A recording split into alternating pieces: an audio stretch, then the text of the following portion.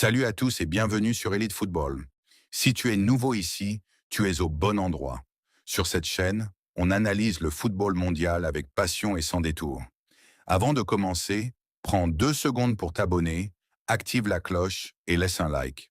C'est gratuit et ça aide énormément la chaîne à continuer de vous proposer des analyses de qualité.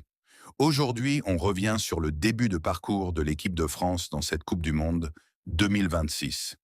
Entre les ambitions d'une troisième étoile, la probable dernière compétition de Didier Deschamps à la tête des Bleus et un Kylian Mbappé en quête de nouveaux records, cette campagne est déjà passionnante. Avant même le premier match, la pression était immense.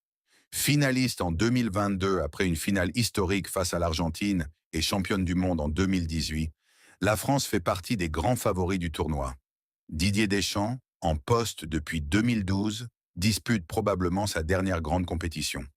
Après 14 années à la tête des Bleus, il rêve de terminer son aventure avec un nouveau sacre mondial. L'effectif impressionne.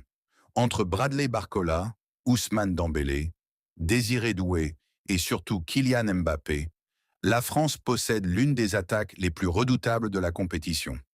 Mbappé arrive avec un objectif clair: conduire son équipe vers une troisième étoile tout en continuant d'écrire sa propre légende.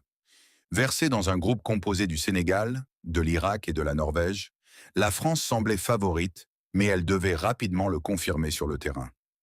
Le premier rendez-vous face au Sénégal représentait un vrai test. Les Lions de la Teranga sont toujours difficiles à affronter, et beaucoup craignaient un piège. Pourtant, les Bleus ont parfaitement lancé leur compétition avec une victoire convaincante, 3 buts à 1. Mbappé a montré l'exemple en ouvrant le score avant d'inscrire un deuxième but en fin de rencontre. Entre-temps, Bradley Barcola a confirmé son excellente forme en marquant lui aussi. Cette victoire a immédiatement rassuré les supporters et envoyé un message fort aux autres prétendants au titre. Quelques jours plus tard, les hommes de Didier Deschamps affrontaient l'Irak. Sur le papier, la France était largement favorite et elle a confirmé cette supériorité avec un succès 3-0. Une nouvelle fois, Mbappé s'est illustré grâce à un doublé, tandis qu'Ousmane Dembélé participait également à la fête offensive. Grâce à cette deuxième victoire, les Bleus ont validé leur qualification pour les 16e de finale, avant même le dernier match de groupe. La dernière rencontre contre la Norvège doit permettre à Deschamps de préparer au mieux la suite de la compétition.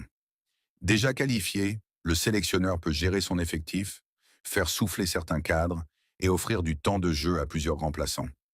Ce match reste néanmoins important pour conserver la première place du groupe et aborder les phases finales dans les meilleures conditions.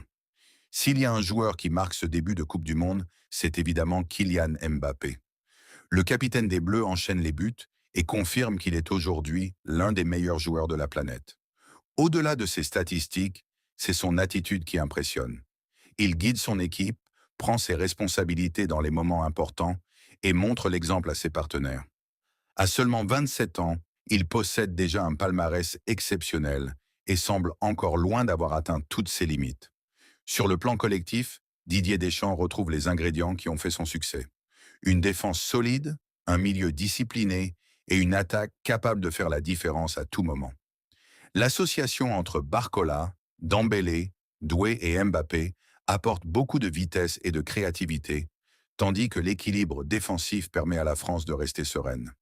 Avec 2 victoires, 6 buts inscrits et une qualification déjà acquise, les Bleus abordent désormais les matchs à élimination directe avec beaucoup de confiance. Mais à partir de maintenant, chaque erreur peut coûter une élimination. L'expérience acquise lors des précédentes Coupes du Monde sera donc un atout majeur pour cette équipe.